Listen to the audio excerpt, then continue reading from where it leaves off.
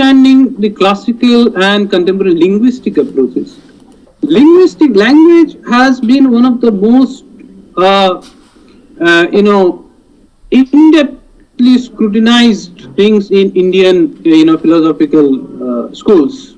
In fact, if you look at the Nyāya Darshana, there is much deliberation on the linguistic approaches. So we need to explore that also. I'm not going much into it because I will be specifically discussing a bit about the Nyāya tradition in later slide. Then understanding the evolution of the Indian communicative behavior. As I was talking about modern Indian communication thought, we need to understand that. Where have we changed? Indian society today, the joint family system has gone away. We are now going into the nuclear family system. But that has also an effect on the communication behavior. Why? And now you see children sitting in their own homes. They talk with one another with the help of mobile phones, though they may be sitting in one home only, but in different rooms, but they communicate over the mobile phone. Face-to-face communication, it is decreasing. Why? What are the things that are changing from the traditional communicative behavior? That also needs to be studied. And last, as I said, exploring the lives, thoughts and works of great communication practitioners from all the ages. It may be ancient, medieval, modern. In fact, in the modern age also, we can talk about Mahatma Gandhi, who was a great communicator. We can talk about Rabindranath Tagore. We may talk about Swami Vivekananda. But such names have never been discussed in the communication discourse. Or as I was talking about Kabir Das ji, Mirabai, Chaitanya Mahaprabhu. Unfortunately, we have never discussed about these people in, unfortunately, that it has never been a part of the mainstream communication discourse. So then, in the next slide, I am going to talk a bit about AICT. I wrote AICT because otherwise I could not have been able to fit in there. It means Ancient Indian Communication Thought. What are the resources? Now I am going specifically to Ancient Indian Communication Thought.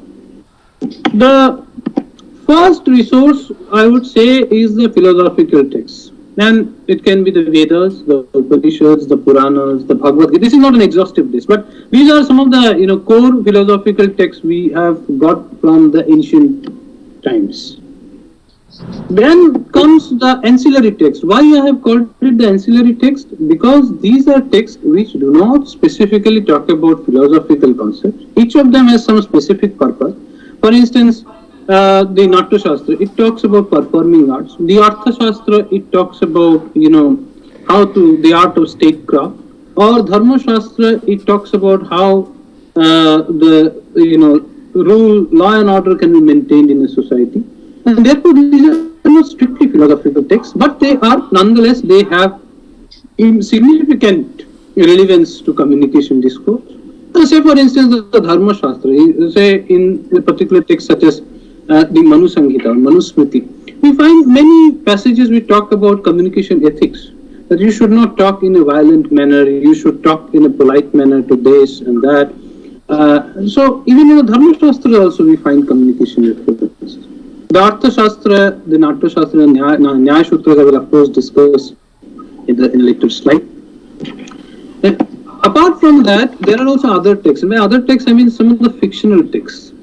Like the Ramayana, the Mahabharata, the Panchatantra also, the Jataka Katha also.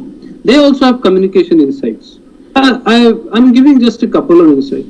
For instance, in the Ramayana, there is this particular, line, there is a particular passage.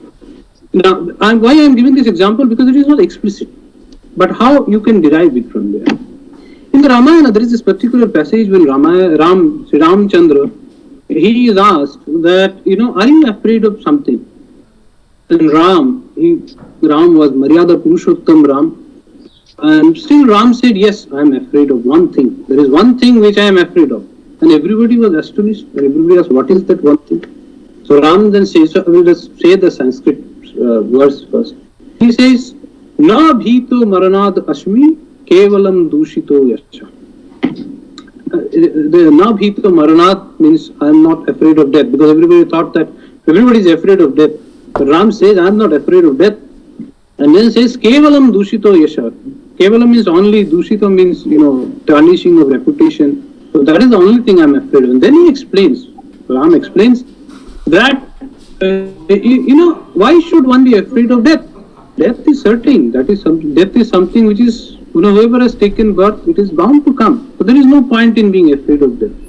But I am afraid of, my reputation getting tarnished, my image getting, tarnished. So, see the practical relevance to communication. We talk about, in the Aristotelian perspective, we talk about something called ethos, the character of the personality. That character is supreme for any communicator. If the character is strong, then, everybody will believe that person. In fact, we talk about in terms of advertising, and we talk about brand image, right? So image is very important. So see, a practically relevant concept, but it is never explicitly mentioned in the Ramayana. It is not mentioned in the Ramayana. Okay. Then again in the Mahabharata, if I talk, there is this particular, passage in the Mahabharata about this Savitri and Satyavan. Where, Savitri, when Satyavan is being taken by Yamraj, then Savitri is closely following Yama. And every time Yama says that, okay, I'm going to give you a boon to, just get rid of you, but it should be anything except for, asking Satyavan's life. And initially, in fact, if you look at the entire list of boons, then you will not find a single instance where Savitri, she is asking for Satyavan's life. But she asks she requests for those boons in such a manner. First she talks about, health for her father-in-law. Then she talks about, 100 sons for her father-in-law. Then she talks about 100 sons for herself. And that is how she traps Yamraj into, giving back Satyavan's life. This has got practical relevance for communication, because in communication you have to understand things not just from the standpoint of what has been said, but also something what has not been said. That is how in practical life also we do. Silence, in silence also you don't need to say something, but without saying also you can communicate a lot of ideas. So there are many such examples in various texts where we can find, references to communication, but they require careful excavation. Okay. Now I am going to go straight to one particular text, which is the Rig Veda. And before going into it, I have to talk about a bit about the different levels of communication. In communication studies, we say that, first comes intrapersonal communication. Intrapersonal communication is something which happens within the self.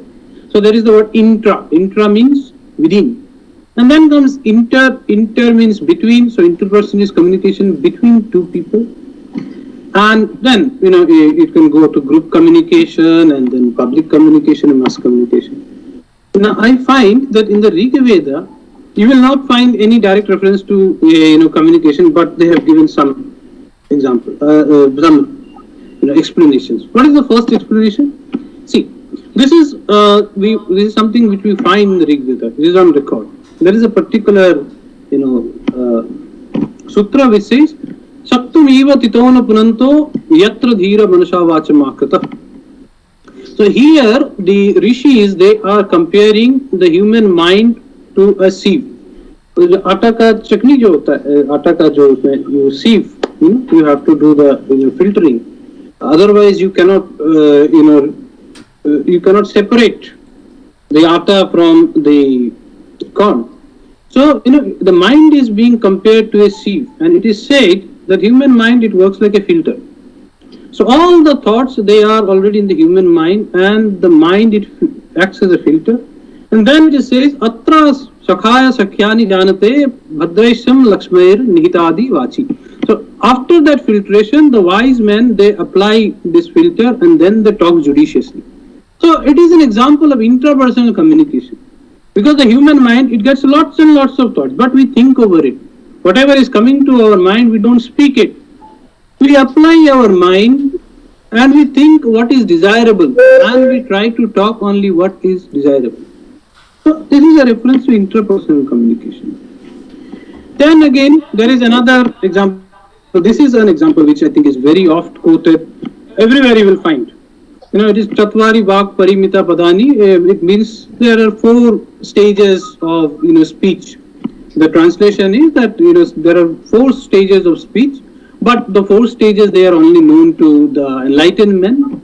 The ordinary people, they know only the last stage, which is called, in fact, it is the 4th stage also that is not mentioned in the Rig Veda. It is much later in the Vakyapadya by Sri Bhattacharyya that we find this reference to the 4 stages of speech. But yes, the Rig Veda does mention of these 4 stages, which is the Para, Pashyanti, Madhyama and Vaikhari. In fact, there is another Upanishad, which I don't know, most people are not familiar of. There is actually an Upanishad called Yoga Kundalini Upanishad, where this reference to the different stages of speech are given. So that is what I was saying, that, the sutras are very terse, so you would not find the details there, but yes, the basic information is available, and therefore it can be, if properly done, it can be excavated from there. So this applies to all the higher forms of interpersonal and higher forms, because in the para stage you have to think, then comes Pashyanti, then comes Madhyama, and then comes Vaikhari. Vaikhari is the stage when you are actually speaking those words. So in this particular shloka it is said that people, ordinary human beings, they can also only perceive the speaking one, the actual point what I am uttering, that can only be perceived by ordinary people. But the earlier stages of thinking, critical reflection, etc., they cannot be perceived by ordinary people. They can only be perceived by the enlightened ones. So this is another reference to interpersonal and higher communication forms. Now I am going to actually share something very interesting. I don't know if it has ever been documented outside, but the Rig Veda actually explicitly mentions about 14 types of speech. This is on record, and this is something, it has not been documented earlier, but I took the effort of giving the verses also, so in case anyone wants to cross check, they can just cross check from that particular verse, and you will find that these 14 types of speech, they have been specifically mentioned in the Rig Veda, and it includes everything from Satyavacham to Astovacham, and there are different types of speech like Madhuvacha, which means sweet speech, or Vividushavacham means intelligent speech. So 14 types of speech, they have been mentioned in the Rig Veda, but it has never been documented because no one cared to excavate on that. Now I have not touched on the other Vedas just because of the paucity of time and space, but as I've already said, if you look at the Yajur Veda, it is a book of rituals, and I find that it, of course, refers to the speech acts. Then also I've talked about the Namaskara. We talk about the Samaveda. Samaveda is about music. In fact, the Nāṭyaśāstra, on which I will be talking in detail, there it is explicitly, mentioned by Bharat Muni that the component of music was taken by Bharat Muni from the Samaveda only. So there is the Samaveda. If you look at the Atharva Veda, it talks about the point of view from the communication ethics point of view. Communication ethics is something which I think is very much relevant in today's context, because especially if you look at the new media scenario, mindful communication is very important. It is no more about journalists, it is about everyone. Every human being today is now potentially both a producer, information producer, as well as an information consumer. So particularly in today's context, communication ethics becomes particularly important, and you can find references to communication ethics in the Atharva Veda. In fact, in all the Vedas, of course, but specifically the Atharva Veda, it is more into the ethics point of view. Now, I will talk a bit about the Upanishads. Again, it is not possible to discuss about all the Upanishads, but I will try to touch on a few of the Upanishads. The first Upanishad that I will refer to is the Chandogya Upanishad. Now, this is a particular verse from the Chandogya Upanishad. It is from the book 7, chapter 2. There is verse 1, where it is said, in fact, the ancient sages, they use the term vach. Vach means speech. Now, I interpret vach as communication, because what else it can be? So I have taken this quotation from the translation of the Upanishads by Swami Nikhilanandaji, where you will find the ṛṣīs, they are talking about the importance of speech, and you find that it is very much relevant. I'm not reading out the entire passage, but the crux is that everything in this universe, it depends on communication. Whether it is just knowledge or the practical application part, or the social part, or just for knowing how things are and what is what. Everything depends on the communication. Okay. The second reference is again from the Chandogya Upanishad, and this is something which I feel some of you might find very interesting, because it is probably the earliest reference of waves, air waves or sound waves. Sorry, I'm not very good at science, so please spare me. But it is the earliest reference probably of waves. This is also from Chandogya Upanishad, the same book. It is from chapter 12. There is this one verse where it is said, Akashena ahvayati, Akashena srinoti, Akashena pratisrinoti. That is, that a speaker, whatever he speaks, that travels through space. The speech travels through space. So the speaker can speak through space only, and whoever is listening to the message or hearing the message can hear the message through space only. And the feedback that the listener will give back to the speaker, that is pratisrinoti, that also happens through space. So I think this is probably one of the earliest examples of or references to medium. And I am a communication person, I will call it communication medium. But I think people who are into science, they might as well find resemblance with the concept of waves, sound waves, air waves, like that. The next reference is from the Brihadaranyaka Upanishad. I think some of you might be familiar with the name of Yajnavalkya.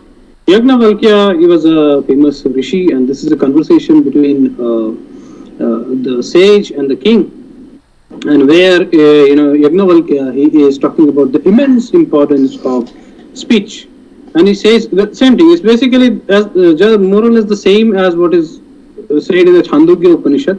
Now, one of the reasons why I have quoted from these Upanishads is because these two are considered to be one of the earlier Upanishads, the Chandogya Upanishad and the Brihadaranyaka Upanishad. There is another Upanishad, of course, which I could not include in the slide just for the paucity of time and space. That is the Katha Upanishad. In Katha Upanishad, we find many references to psychology and consciousness. There is a reference in this Katha Upanishad which says that the human mind, it acts as a mediator between the cognitive sense organs and the expressive sense organs. So there are the 5 cognitive sense organs: the eyes, ears, nose, and tongue. From which we understand, we get all the experiences of the outside world. Okay, and the expressive sense organs are the hands, the legs, etc. So the human mind, it acts as a mediator between the cognitive sense organs and the expressive sense organs. So it's more like saying that the human mind is like a computer, which mediates between the external world, the experiences drawn by the cognitive sense organs, and then relays to the expressive sense organs what to act upon. In the communication perspective, you can call it another example of intrapersonal communication. Now, this is what I was talking about, the Yoga Kundalini Upanishad. Of course, I would not say technically it can fit into ancient Indian communication thought, because it is a later Upanishad. But I have just given it because it gives the explanation of that particular verse, Chatvari Vak Parimiti Padani. So here you get the explanation of the stages of speech. So here it is said that there is Para and there is Pashyanti and Madhyama and Vaikari. So the 4 stages, they are given. In fact, it is the earliest reference of explicit detailing of the 4 stages. Even in the Vakyapadya, only the 3 stages have been mentioned. So see, Bhattacharyya, he does not talk about Para.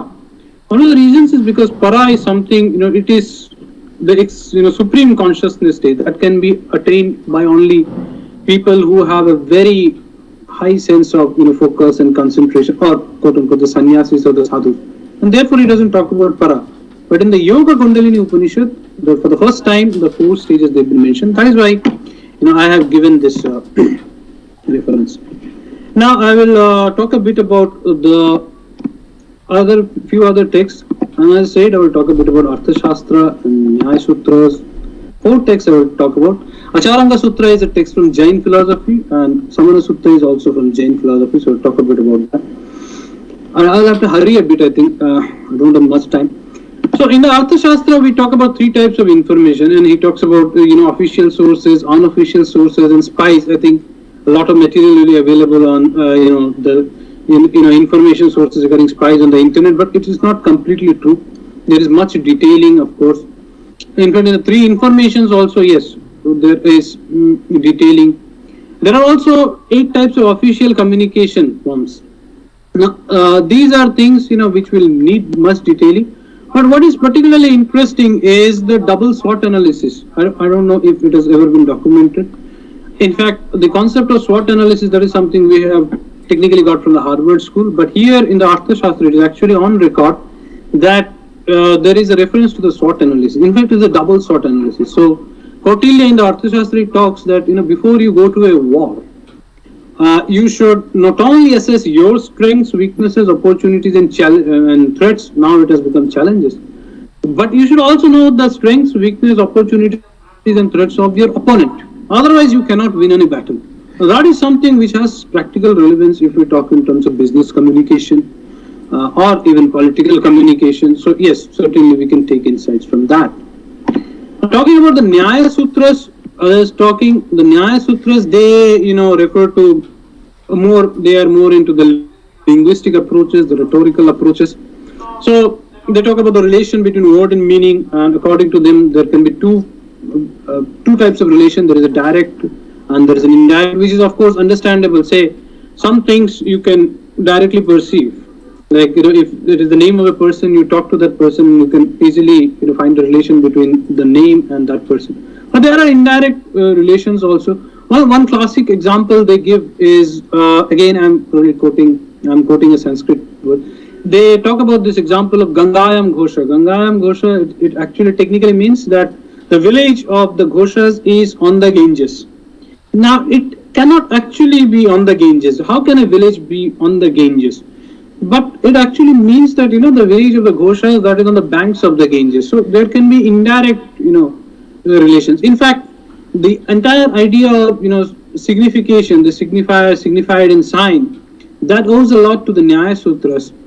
And I have personally felt that the scholars such as Saussure, who talked a lot about signifier and significance, they were also influenced by Nyāya Sūtras, because Saussure, he himself did his PhD on Sanskrit texts only. So I don't know, he never went to say this on record, but I have a strong hunch, and I'm still working on it. I have a strong hunch that his idea of signification, it had got a lot to do with the Nyāya Sūtras only. Then again, there are different conditions for meaning comprehension. In fact, if we read the Nyāya Sūtras, there they talk about multiple types of meaning. So there is an apparent meaning, and then there is an implicit meaning, and there is an extended meaning can also be there. So there are different types of meaning, as also the different conditions for meaning comprehension. Akansha means mutual expectation. So like for one word, it has a corresponding word.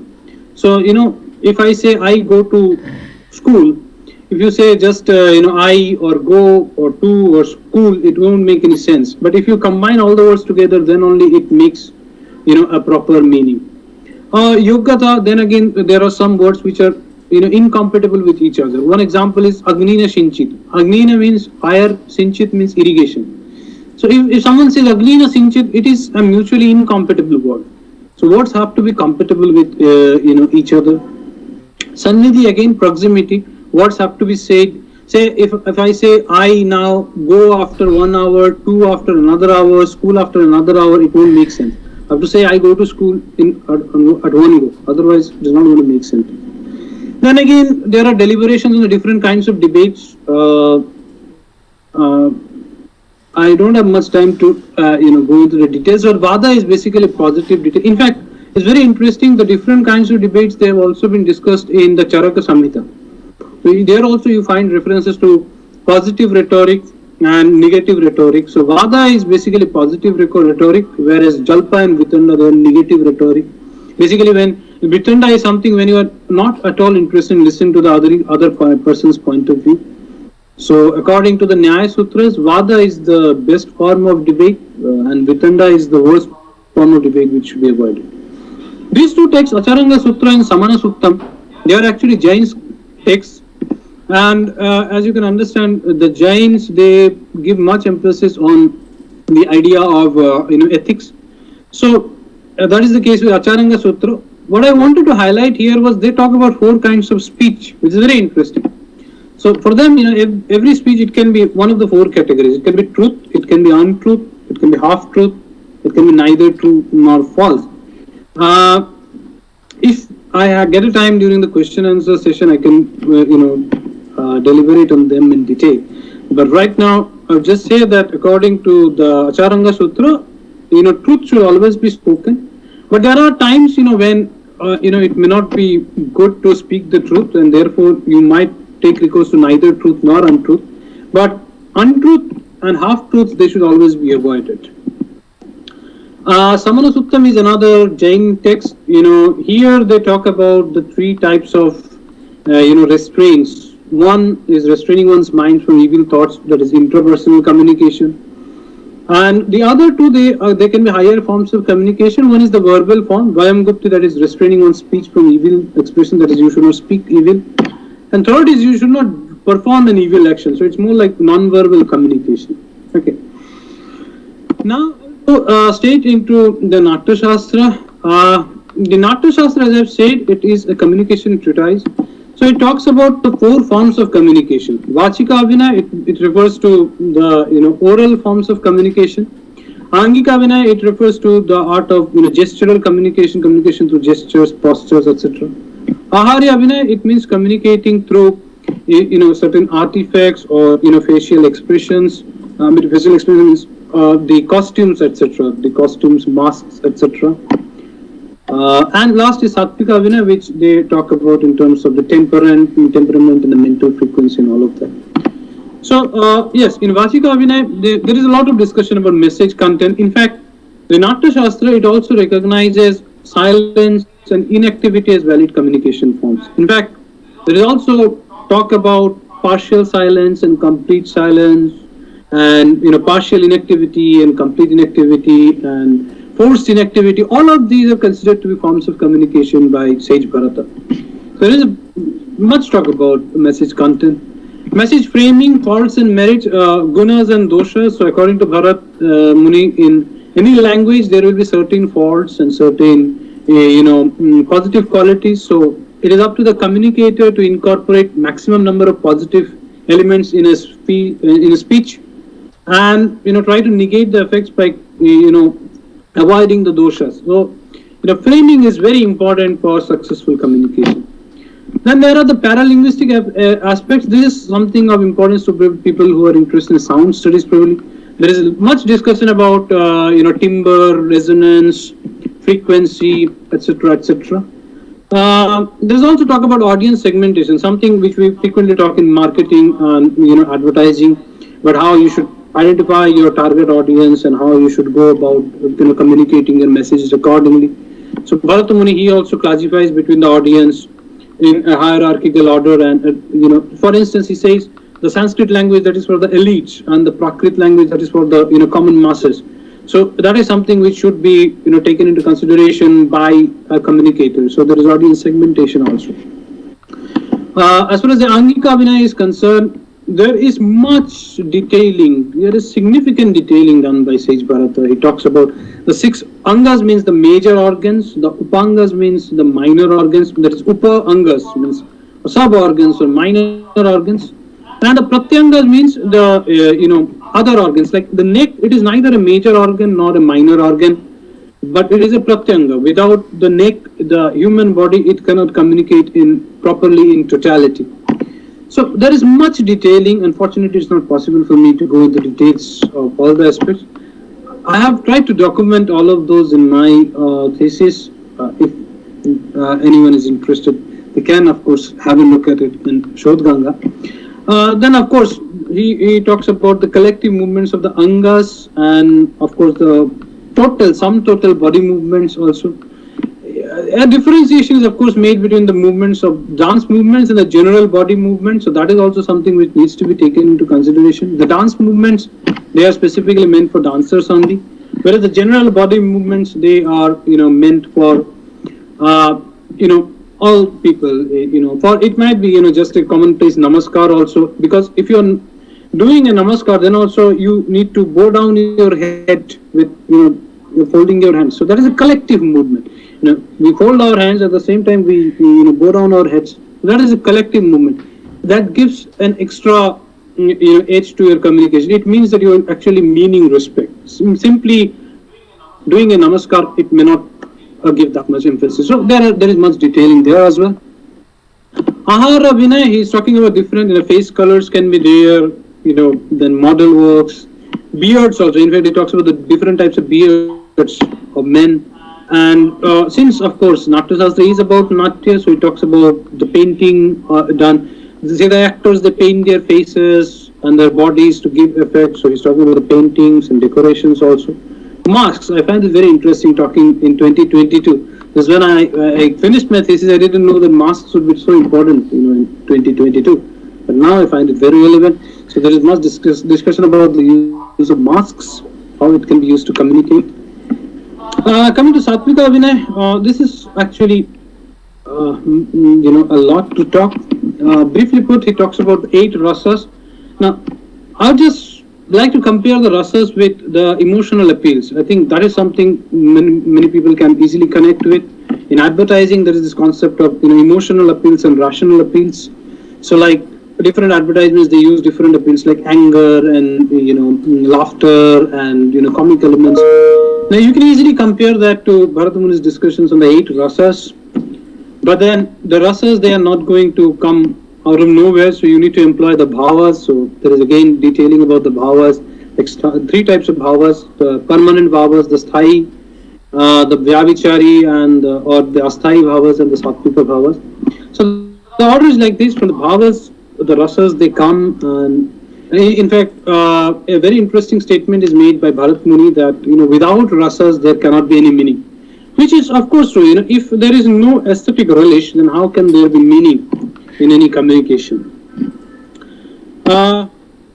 Now this is very interesting because usually we think that communication is just about one particular aspect, but it's not like that. In the Nāṭyaśāstra we find Bharata Muni talks about the interplay. So like if you want successful communication, all the things they need to be in place. It is not about the oral aspect, or it is not just about the gestures and postures, or it is not just about the external appearance. You need to have a combination of all of those. Otherwise, it cannot give you the proper effect. This is again something which was not documented earlier, but now it is on record. This interplay of various communication forms is now on record. Earlier it was not there. Earlier scholars, they had individually documented these parts. What I did was I pieced them together and put it under one tabular form and systematized that. This is something which I am particularly very much happy about, that I could discover this. Because in the Nāṭyaśāstra, we talk about one particular communication strategy which is very relevant. Incidentally, I think many of us, we are familiar with these 2 words, Durbhasha and, Akashvani. I think everybody knows. It might be of very interest to you. You might find it very interesting to know both these words have their origins in the Nāṭyaśāstra. So in the Nāṭyaśāstra, there is this Sanskrit word called Durastha Bhashanam. So from Durastha Bhashanam, the word Durbhasha has come, which is now, which is very much on in Hindi. And then, there is a particular expression called Akash Vachana in the Nāṭyaśāstra, from which, of course, Rabindranath Tagore, he came up with this word Akashvani, but I don't know if he was influenced by the Nāṭyaśāstra. He might have been, because in many of his books we find reference to the Nāṭyaśāstra. But in the Nāṭyaśāstra, we find there's this particular word, specific word called Akash Vachana, which refers to mass communication. And there, in this discussion about mass communication, Bharat Muni, he talks about this particular communication strategy, which I have named as Aika communication strategy. So where A stands for assume and I stands for imagine, C stands for conceptualize, and A stands for articulate. So it's basically Bharat Muni saying that if you are talking to someone impersonally, I mean, you don't know, say you are talking on the radio or you are talking on the television, you don't know the other person. So it's like you have to assume that you are in a direct communication with that person, and then you have to imagine what if you were in a direct communication with that person, what could be the questions coming from that end. So you have to imagine yourself in a dialogue form, and then you have to conceptualize your message accordingly, assuming what are the questions that person might ask and what your answers might be. So you have to conceptualize your message accordingly in your mind, and then you have to articulate.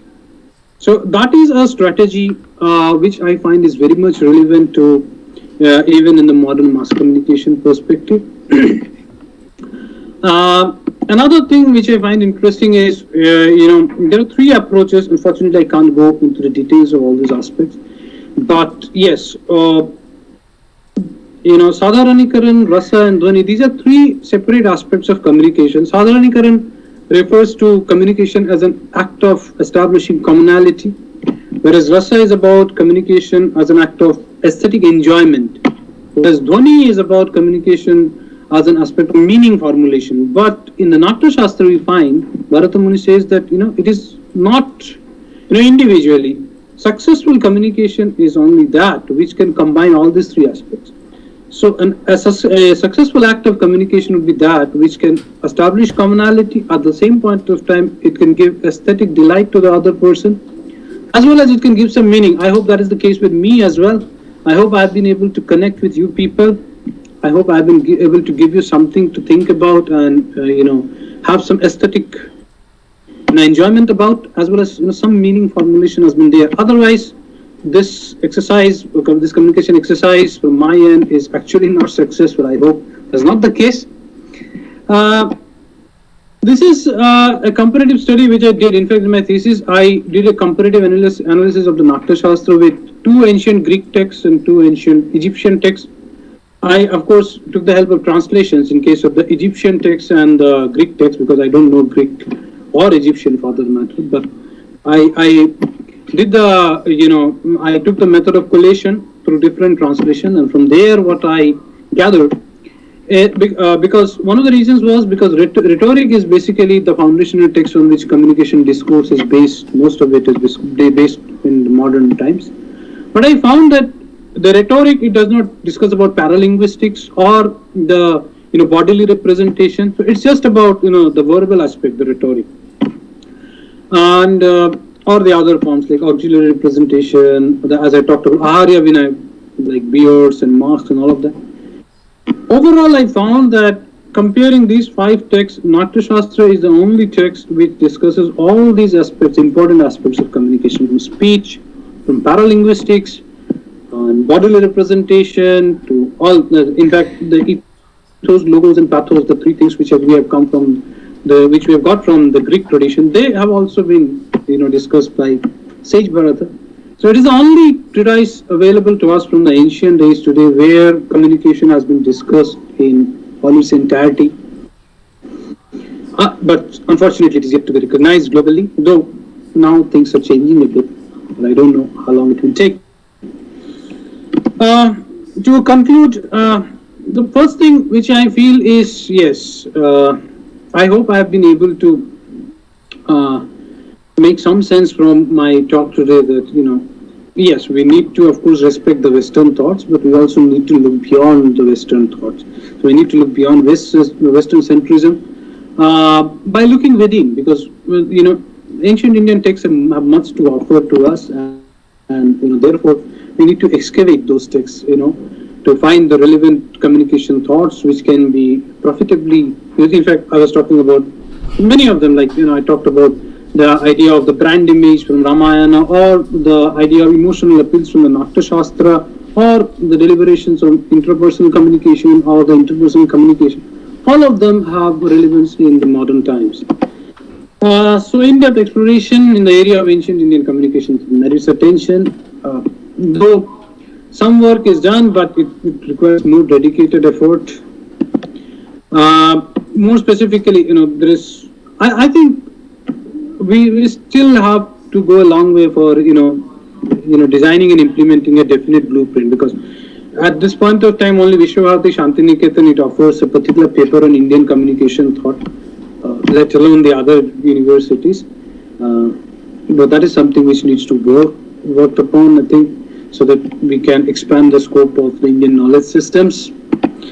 This is something which I talk particularly from the communication perspective, but I think, yes, India has the potential to lead the world in the area of communication studies also, but that can only be possible if there is mainstreaming of, Indian communication thought in the general communication studies. So I feel it is desirable. I hope you do too. That is all I have to say. I may not have been able to do justice. I said this in the beginning only. It's impossible to do justice to such a huge area within 1 hour, but I have tried, and I hope that I have been able to talk some sense. I thank you all, and I look forward to your suggestions and observations. Thank you very much. Thank you, Kapil. Thank you, Dr. Kapil Kumar Bhattacharya. And now your questions and suggestions or any comments are welcome. You can raise your hand and you can ask question. Okay, I can anchor that. Anyone wants to ask?